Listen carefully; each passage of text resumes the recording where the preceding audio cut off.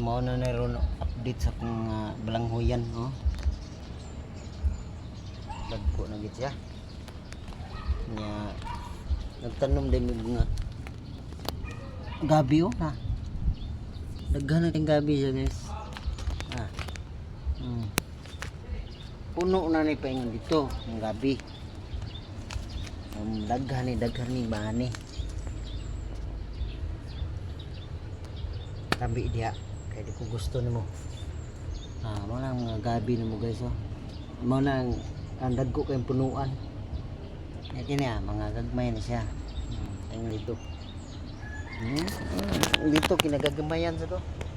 Ya street na sila paingon dito kung tanom kay abot. Buhat katong sa makuan mo kuno na ang malugay nang murag mamatay na ba kung nanay yung naunod.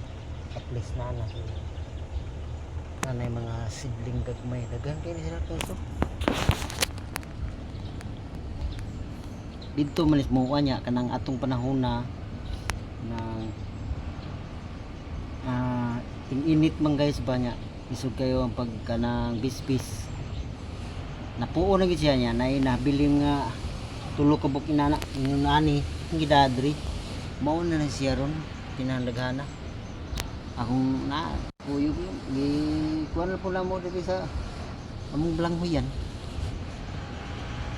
Kini yung mananong kita duna gitay dumagol kapila na ko nakautan ni, guys, kung mga kuan ni mga takway kana siya grabe na mga takway daghan ng galing pauno na ako pero wala ko plano nga magutan.